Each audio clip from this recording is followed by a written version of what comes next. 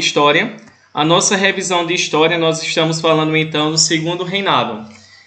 No primeiro reinado, que ainda nós nos encontramos, eu falei a vocês, comecei a explicar o conteúdo, falando então sobre o governo de Dom Pedro I. E o governo de Dom Pedro I, todo mundo conseguiu então observar que ele era uma pessoa autoritária, era uma pessoa que criava leis que beneficiava apenas a população rica, e a gente vê que os pobres acabavam então sendo deixados de lado. E a gente vai começar então a perceber que é nesse período que a gente começa a perceber apenas que os donos de terra, eles então eram favorecidos, eram beneficiados, e a gente vai observar então que a partir desse beneficiamento, apenas os donos de terras, homens que eram ricos, tinham privilégios aqui no Brasil. E o restante da população não tinha nenhum privilégio. A gente vai observar que é nesse momento em que a população brasileira começou então a se revoltar contra Dom Pedro I e ele então acabou sendo retirado do poder no Brasil. E o que foi que aconteceu com Dom Pedro I? Ele teve que voltar para Portugal e ele deixou seu filho de 5 anos de idade aqui no Brasil, também chamado de Dom Pedro. Esse tinha apenas 5 anos de idade, não pôde assumir o poder no Brasil, e a gente vê que até ele assumisse o poder, para que ele assumisse o poder aqui no Brasil, ele teria que completar 18 anos de idade. A gente vê que entre o governo de Dom Pedro I e o governo de Dom Pedro II, foi um dos períodos mais tumultuados, que houve mais bagunça aqui no Brasil. Por quê? Porque muitas pessoas ficaram revoltadas e queriam aproveitar que Dom Pedro ainda não tinha idade para assumir o poder no Brasil, e ele então, várias pessoas, vários estados do Brasil fizeram várias revoltas, as chamadas revoltas do período regencial, e eles desejavam principalmente o quê? Retirar Dom Pedro II do poder no Brasil e estabelecer uma república brasileira. A gente vai observar que esse período é chamado de período regencial. Esse período regencial, então, é o período em que Dom Pedro II ainda não tinha assumido o poder, porque ele ainda era uma pessoa menor de idade, e as pessoas estavam se aproveitando daquele momento para estabelecer, ou seja, para acabar com o poder dos reis aqui no Brasil e estabelecer uma república como nós temos hoje. Um país sendo governado e escolhido também pela população. Então a gente vê que realmente seria um momento ideal. Seria um governo onde todos seriam beneficiados, ou pelo menos grande parte da população. A gente vai observar então que a partir desse momento o que é que vai acontecer? Dom Pedro I, que estava em Portugal, ele acabou então morrendo. Dom Pedro II, com apenas 15 anos de idade, o que foi que a população fez? Os brasileiros viram que o Brasil estava uma grande bagunça, estava todo mundo querendo tomar o poder no Brasil, de Dom Pedro II. Os políticos do Brasil decidiram então fazer com que Dom Pedro, mesmo menor de idade, com 14, e depois foi coroado com 15 anos de idade, que ele fosse se tornasse o imperador do Brasil. A gente vê que pela lei isso não era possível, mas a gente vai observar então que os políticos, eles então conseguem colocar Dom Pedro II no poder, e a partir desse momento, Dom Pedro II, através do chamado golpe da maioridade, que vocês viram nos vídeos e também na atividade, que é a partir desse momento que ele vai ser colocado no poder através de um golpe que os políticos fizeram aqui no Brasil para colocá-lo no poder. Mas por que os políticos queriam colocá-lo no poder? Porque era a única forma encontrada onde a população ela poderia acabar com as revoltas que existiam aqui no Brasil. No Pará, no Maranhão, na Bahia, na região do Pará. Então a gente vê que em vários estados do Brasil haviam revoltas que queriam assumir o poder e acabar com o poder da monarquia no Brasil. E a gente vai observar que através de um golpe, Dom Pedro II ele vai chegar no poder e assume como imperador aos 15 anos de idade. Já imaginaram uma pessoa com 15 anos de idade assumir o reino do Brasil, né, que era um dos países então aqui da América Latina mais ricos, mais desenvolvidos, e também, né, a gente vê que não conseguiu avançar tanto porque foi muito explorado pelos portugueses. Então a gente vai observar então que a partir de 1840 a 1889 se iniciou aqui no Brasil o chamado Segundo Reinado. O Segundo Reinado é o governo de Dom Pedro II. Nós vamos observar que Dom Pedro II, ao contrário do seu pai, ele não era uma pessoa autoritária, ou seja, uma pessoa que gostava de perseguir ninguém. Ele era uma pessoa que gostava de estudar, gostava de ciências. Ele criou o Instituto Histórico e Geográfico, que é a partir dele que nós temos registrado toda a história do Brasil. Se não fosse por ele, há quase 200 anos, a gente vê que a história do Brasil ela ainda não tinha sido registrada. Então a gente vai observar que ele era um homem culto, uma pessoa inteligente, uma pessoa que valorizava a escolarização, que todos tivessem o direito de estudar. Então é assim que vai ser a principal característica de Dom Pedro II. A gente vai observar que o governo mais longo da história do Brasil foi o período em que nós vamos ver então que vai ser o período que Dom Pedro governou o Brasil, não é? Ele ficou mais tempo do que o seu pai, que governou apenas durante 9 anos. A gente vai observar que para Dom Pedro, com apenas 16 anos de idade, a gente vai observar então aqui que existiam 2 partidos políticos que brigavam muito no poder. Havia um partido conservador, que era da população que era mais rica, e desejava que o rei tivesse poder total sobre a população, e havia o Partido Liberal. Esse Partido Liberal ele era formado tanto pelas pessoas ricas, como também pelas pessoas que formavam intelectuais. Eram pessoas que eram estudiosas, mas que não eram ricas, mas que queriam uma mudança na sociedade. E o que é que eles desejavam? Eles queriam que cada estado do Brasil tivesse liberdade para escolher o seu governante, escolher a sua economia, escolher e fazer as suas próprias leis. Então a gente vê que esses 2 partidos, eles brigavam bastante no poder. E o que foi que Dom Pedro, que eu coloquei no vídeo da semana retrasada, o que foi que ele fez então aqui no Brasil? A gente vai observar então que além desse partido conservador, que era o partido da população rica, e o Partido Liberal, que além dos ricos também, haviam pessoas de outras classes sociais, menos classe média, pessoas, servidores públicos, que eram médicos, advogados, queriam que cada estado do Brasil tivesse mais liberdade. E a gente vai observar que o que foi que Dom Pedro II ele fez para manipular os 2 partidos políticos aqui no Brasil. Nós vamos então observar, nessa imagem que tem aí a primeira de cima para baixo, nós vamos observar que existe o que? Dom Pedro no meio e os 2 partidos políticos atrás de brigar, só que eles estavam o quê? Sendo controlados por Dom Pedro II.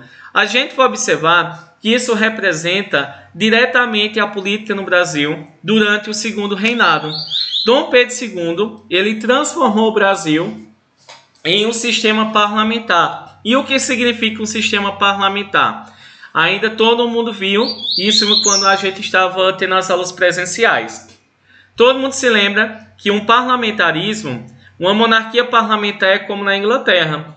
Existe a rainha, mas ela não tem poderes absolutos. Quem é a chefe de Estado, né? O chefe de governo lá, ou seja, que vai governar o país, é um chamado primeiro-ministro. Então, o rei, ele existe, mas ele não tem poderes absolutos sobre a sociedade. Então, o que é que vai acontecer? Lá na Inglaterra, o primeiro-ministro ele é escolhido pela população e também pelos deputados. Aqui no Brasil, aconteceu o inverso. Quem escolhia, a pessoa que iria lhe ajudar a governar o Brasil, era escolhido diretamente pelo imperador. Então, a gente vai observar que o imperador, por ele ter um poder absoluto sobre o Brasil, a gente vê que era ele que escolhia o chamado presidente do Conselho de Ministros. Então a gente vê que o próprio Dom Pedro II escolhia uma pessoa, que era chamado primeiro-ministro do Brasil, que iria lhe ajudar a governar. E o que é que isso vai ter a ver? Isso é chamado de parlamentarismo às avessas. Às avessas quer dizer o contrário. Uma coisa acontecia lá na Inglaterra e outra coisa bem diferente acontecia aqui no Brasil. Como sempre, né? A gente vê que tudo no Brasil é um pouco diferente do restante do mundo. É um caso à parte. A gente vai observar que isso acontecia exatamente por quê? A gente vê que um ano seria escolhido um primeiro-ministro que fosse o Partido Conservador, dos grandes fazendeiros e grandes comerciantes, e outro ano seria escolhido um primeiro-ministro que fosse do Partido Liberal, que fosse um médico, um advogado, ou então um comerciante que também fizesse parte do Partido Liberal, mas que desejava mais autonomia. Então a gente vai observar que foi assim que ele manteve a organização política do seu período que ele governou o Brasil. Nesse período também aconteceu uma revolta aqui em Pernambuco, onde desejava a independência, o voto livre, que o imperador ele deixasse de ser uma pessoa autoritária, que os jornais tivessem liberdade. Esse movimento ele não deu certo. E tem alguém entrando de novo, deixa eu ver, vou ter que sair de novo.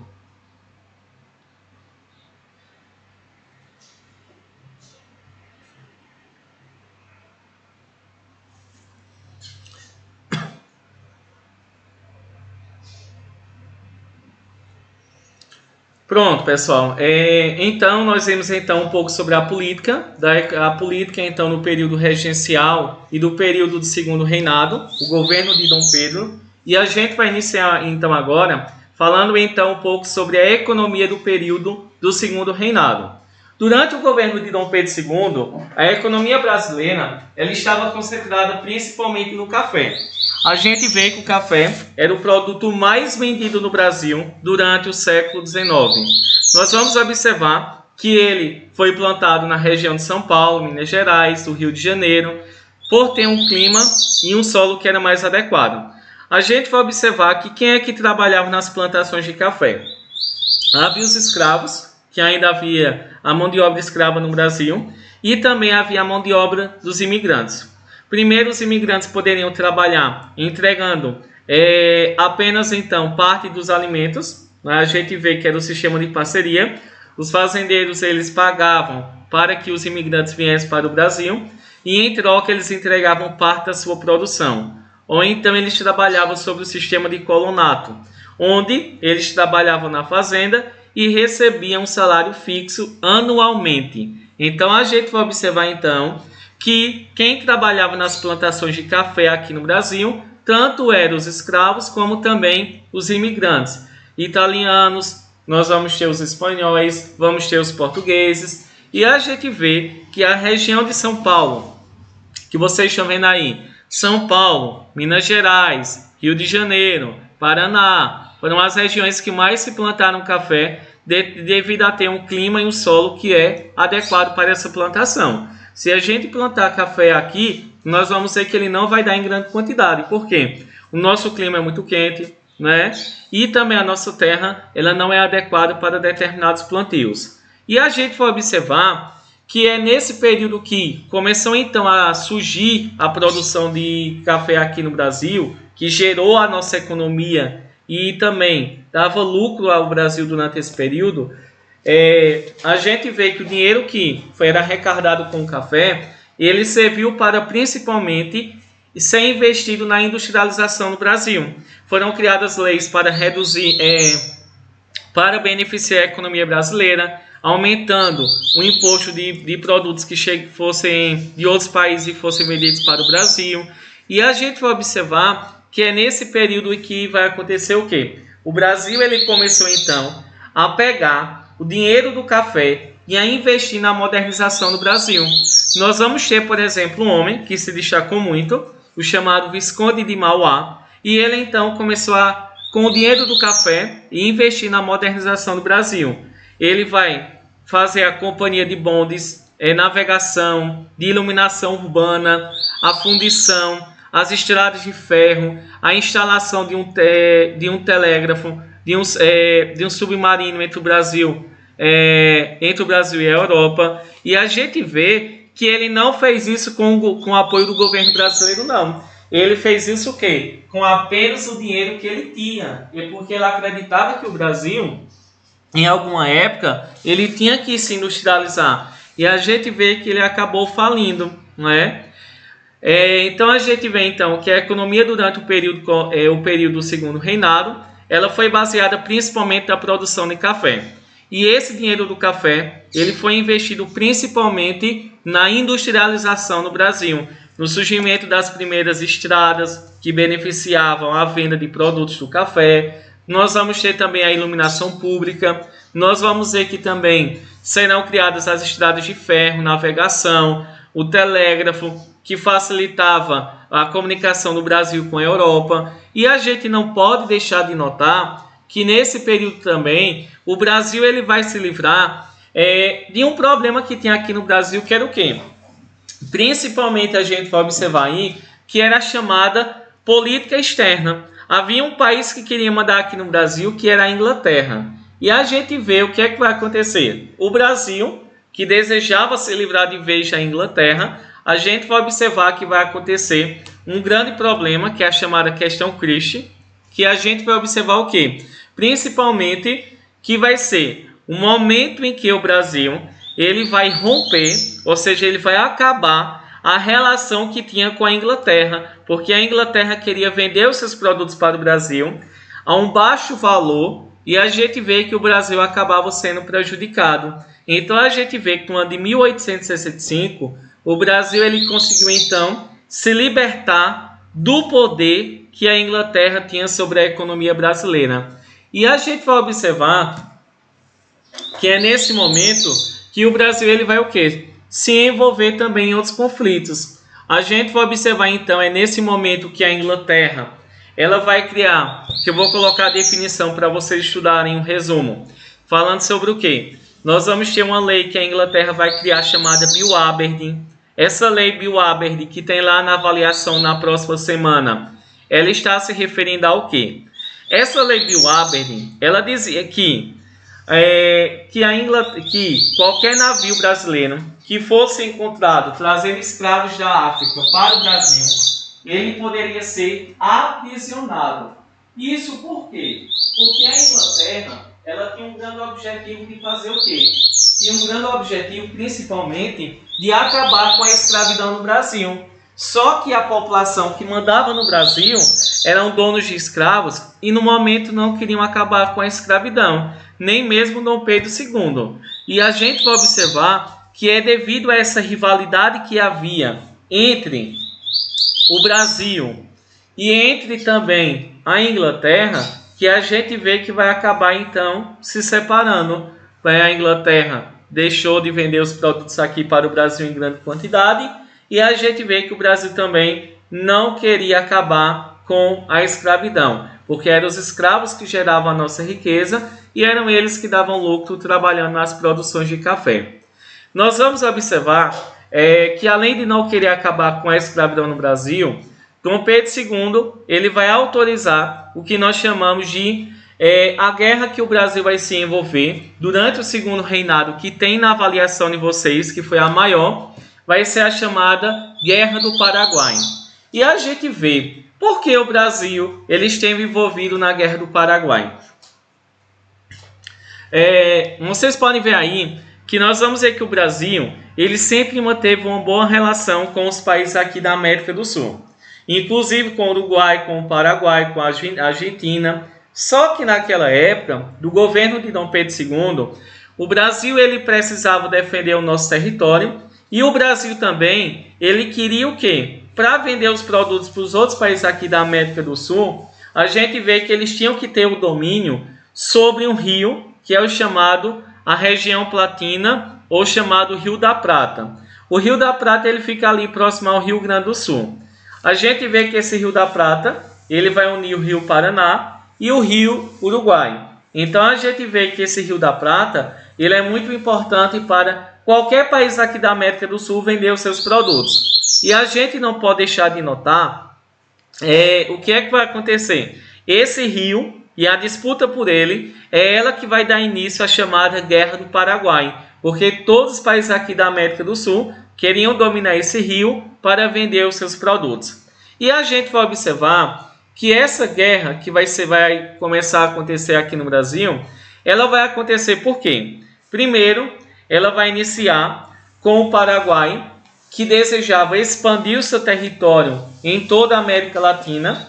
A gente vê que esse território do Paraguai, ele era governado por um homem que era extremamente autoritário, chamado Solano Lopes, e a gente vê que ele queria o quê? Expandir o seu comércio e expandir o seu poder sobre todo o território da América do Sul. Ou seja, eles queriam controlar parte do Brasil, queriam controlar parte do Uruguai, controlar a parte do México e parte da Argentina. E a gente vai observar então que é a partir desse momento que principalmente a gente vê que vai surgir a necessidade dos países começarem a ter uma atenção para impedir com que Francisco Solano Lopes invadissem os outros países aqui da América do Sul.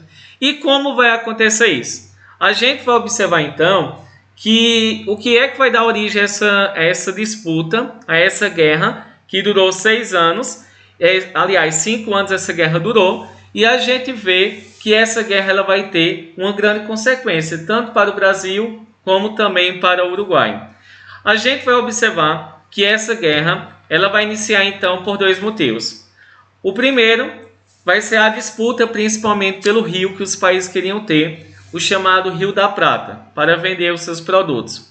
E o segundo motivo, a gente vê que o Brasil estava ajudando a Uruguai a acabar com um líder autoritário que governava o Uruguai, e nós vamos ver que o Paraguai pensou que o Brasil queria logo invadir também o território do Paraguai. Então, o líder do Paraguai decidiu invadir o Rio Grande do Sul, né, o nosso estado, e também destruiu vários navios do Brasil. E é a partir desse momento que o Paraguai, pensando que o Brasil queria invadir o Paraguai, que não tinha nada a ver, que não é verdade, e a gente vai observar então que é nesse momento em que a gente começa então a perceber que o Paraguai ele vai atacar o Brasil, e assim teve início a Guerra do Paraguai. Essa guerra, que era principalmente provocada pela disputa do comércio na América do Sul, disputava também o rio, principalmente porque o Paraguai não tem saída para o mar. Ele vai ser um país cercado por outros países, e a única forma que o Paraguai tinha para vender os seus produtos era principalmente através do Rio da Prata. E se o Rio da Prata fosse dominado pelo Brasil, ele não poderia mais revender os seus produtos, como estava acontecendo e ele estava se desenvolvendo. Então a gente vê que é uma situação difícil, tanto para o Paraguai como também para o Brasil.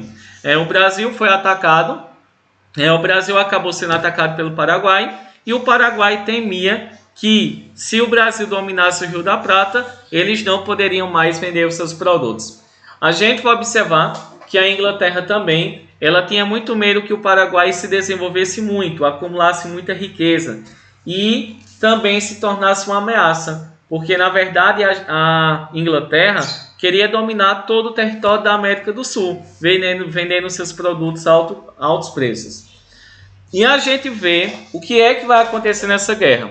O Brasil, o Uruguai e a Argentina se uniram através do que nós chamamos de Tratado da Tríplice Aliança. Esse Tratado da Tríplice Aliança vai ser um acordo entre esses 3 países, o Brasil, a Argentina e o Uruguai, no qual eles tinham como objetivo se unirem para derrotarem o Paraguai. E a gente vê que essa guerra ela vai durar 5 anos. A gente vê que foram várias batalhas vencidas, tanto pelo Uruguai como também pelo Brasil. E a gente vê que o Paraguai ele tinha um exército no início da guerra de 64 mil homens. E o Brasil e a Argentina tinham apenas o quê? Tinha apenas no total, a gente vê aí, de 26 mil homens, uma pequena quantidade. Depois que foi iniciada a guerra, o Brasil prometeu que todo negro, todo escravo que lutasse na guerra, quando voltasse para o Brasil, seria liberto. Uma coisa que não aconteceu. E a gente vê que o exército brasileiro passou a ter 145 mil soldados e o Paraguai pouco mais de 100 mil.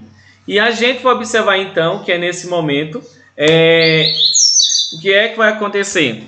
A gente vê que o Brasil ele vai vencer o Paraguai, porém a gente vai observar que essa guerra ela não tinha muita lógica. Era uma guerra que foi um pouco sem sentido, porque eles estavam brigando apenas por uma questão comercial que poderia ter sido resolvida através de conversas, que o Brasil não queria expandir o seu território e muito menos dominar o território do Paraguai, que isso não é verdade.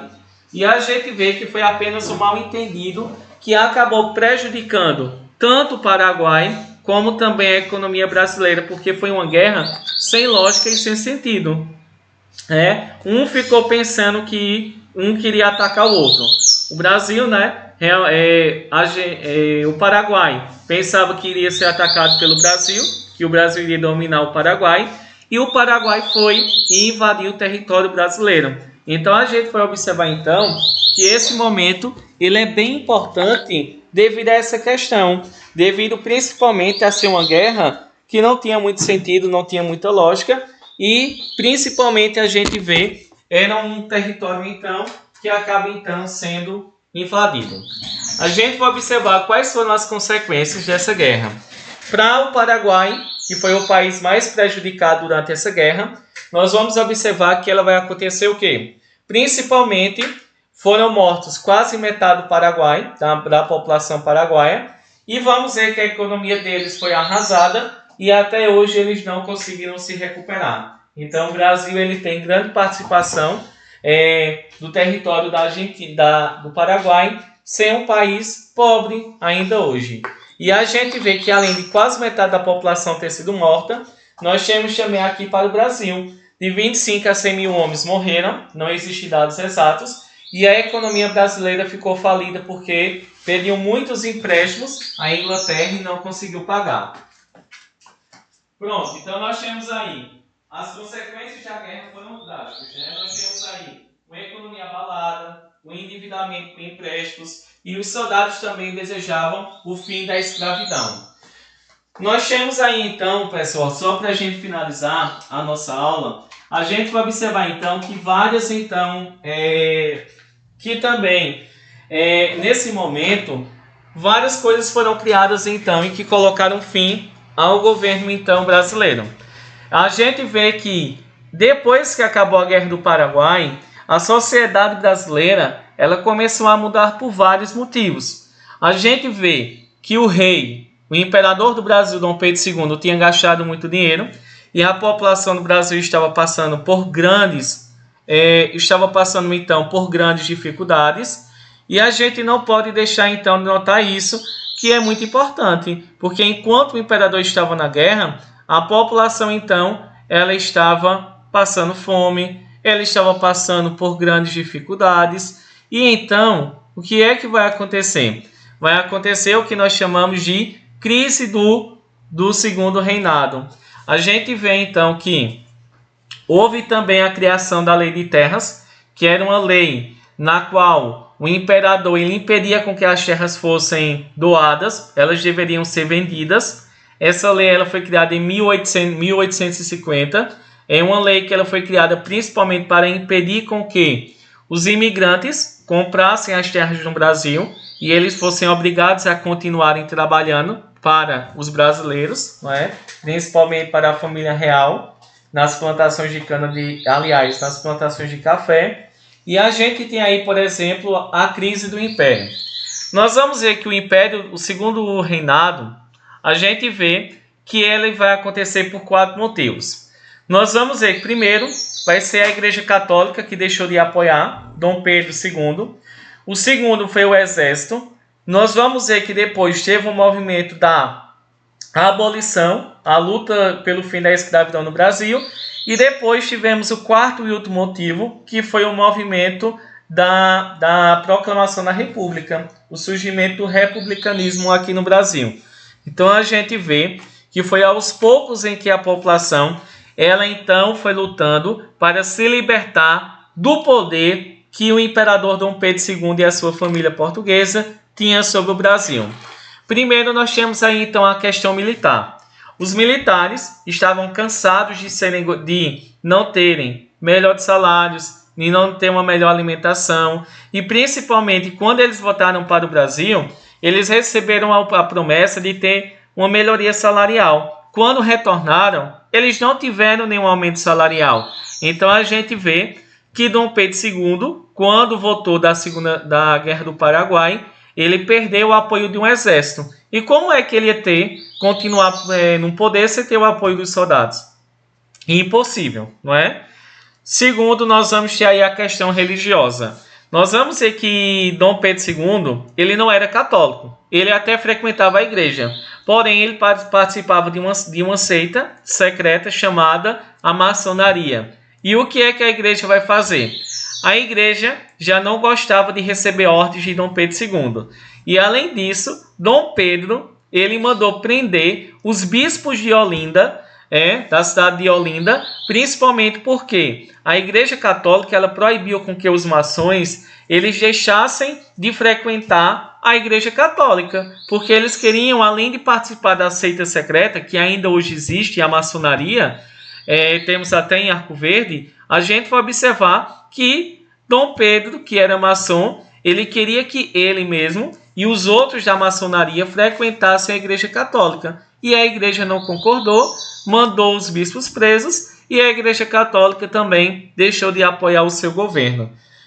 Nós temos aí uma questão bem importante, que eu vou colocar o vídeo e o slide para fazerem a avaliação na semana que vem. Não vou colocar atividade, só é vídeo hoje, porque é semana de revisão. E a gente vai observar então aí, pessoal, são uma questão que são as leis abolicionistas. Primeiro a gente vê que foram criadas várias leis que começaram a pôr fim à escravidão. Nós tivemos a chamada Lei Eusébio de Queiroz, que foi uma lei que proibia o tráfico de escravos. Nenhum escravo, por exemplo, poderia ser trazido mais para o Brasil em navios negreiros. Porém, a gente vê que o que é que aconteceu? Não aconteceu de uma hora para outra, não. Muitas pessoas ainda colocavam, por exemplo, um navio carregado de negros, de escravos, e na parte de cima colocavam galinha, outras mercadorias para revender os escravos aqui no Brasil, escondidos. Me digam aí, por exemplo, uma praia aqui na região Nordeste que tem então o nome de Galinhas. E por que ela se chama assim? Vamos lá, Lu. Lu é a minha melhor aluna. Só ela fala, minha gente. Sei não, viu?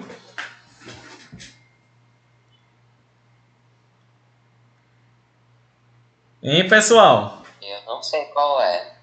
Minha gente, uma praia linda. Exatamente, Porto de Galinhas, né? Nós temos então aí a praia Porto de Galinhas, que a gente vê que ela vai se chamar Porto de Galinhas exatamente por isso. Porto era um local comercial em que havia troca de mercadorias, e de galinhas porque a gente vê que eles traficavam escravos em navios. Na parte de cima vinha galinhas da África, principalmente para dizer que eles estavam vendendo galinhas, mas na verdade embaixo havia escravos. Por isso que a praia ficou conhecida como Porto de Galinhas. E a gente vai observar então que o brasileiro sempre dava um jeito para fazer coisa errada, né? E a gente vai observar então que essas leis começaram a ser criadas principalmente porque a Inglaterra estava forçando o Brasil a acabar com a escravidão. Não porque a Inglaterra era boazinha, mas porque ela queria lucrar, que o escravo deixasse de ser escravo porque não recebe nada, mas que ele começasse a trabalhar, recebesse um salário para comprar os seus produtos. E depois de... Oi? Eu sempre liguei a internet do celular. Eita. Então a gente vê então essa lei Eusébio de Queiroz foi uma lei que proibia o tráfico de escravos, ou seja, que os escravos fossem trazidos para o Brasil. Então prestem atenção nessa lei para ninguém errar na semana que vem na avaliação, viu? Lei Eusébio de Queiroz. A gente vê que várias pessoas lutaram então para que houvesse o fim da escravidão. Nós tivemos Joaquim Nabuco, José do Patrocínio, Luiz da Gama, Castro Alves, e a gente vê que também outras leis foram criadas, para vocês não esquecerem, viu? Para avaliação. Tivemos a lei do ventre livre. Essa lei, em 1871, ela dizia que qualquer escravo nascido a partir daquela data não seria mais escravo, seria uma pessoa livre. E isso também, né, descontentou os donos de escravos do Brasil. Também tivemos aí a chamada Lei do Sexagenário, em 1885. Essa lei, ela determinava que os escravos com mais de 60 anos de idade, que seria um milagre, não é? Porque um escravo apanhava para se lascar, né? Trabalhava desde 5 horas, 4 horas durante o verão e 5 horas durante o inverno, e isso da manhã começava a acordar e ia até 10 horas da noite. Vocês acham que ele ia viver 60 anos de idade? Só se fosse um milagre. Poderia acontecer um milagre a cada 1 milhão de escravos aqui no Brasil. Ele não tinha essa expectativa de vida. E a gente vê que a lei de sexagenário, ela determinava que escravos com mais de 60 anos de idade se tornassem livres. Ou seja, era uma lei que era frajuta, né? Que os escravos não iam chegar a essa idade. Muito difícil. E em 1888, depois de muita luta, nós vamos ver que foi aprovado na Câmara e também foi assinado pela princesa Isabel uma lei que aboliu a escravidão no Brasil, a chamada Lei Áurea. A Lei Áurea, assinada em 13 de maio de 1888, aboliu a escravidão aqui no Brasil. E, por último, para a gente finalizar nossa aula, nós vamos ter aí a chamada Proclamação da República. Nós vamos ver que lá no Rio de Janeiro surgiu um movimento republicano e em seguida foi criado em São Paulo o primeiro partido republicano do Brasil, em 1873, o chamado Partido Republicano Paulista, no qual eles se reuniam principalmente cafeicultores de São Paulo, que estavam lutando o quê? Para proclamarem a República no território brasileiro. Esse movimento, o surgimento do Partido Republicano, foi muito importante porque a gente vê que um militar chamado de Marechal Deodoro da Fonseca, ele vai se unir com o exército brasileiro, vão invadir o gabinete e uma fortificação lá no Rio de Janeiro, e no dia 15 de novembro de 1889, no Rio de Janeiro, à frente de suas tropas, ele proclamou a República no Brasil. É a partir desse momento que a gente vê que o Brasil deixa de ser governado por mais de 300 anos pelos portugueses, deixa de ser governado por Dom Pedro II e vai se tornar um país republicano. Um país que seria governado não mais por um rei, mas sim por um presidente que seria eleito pelo povo, pela população brasileira. Então, pessoal, é tudo isso que a gente vai ver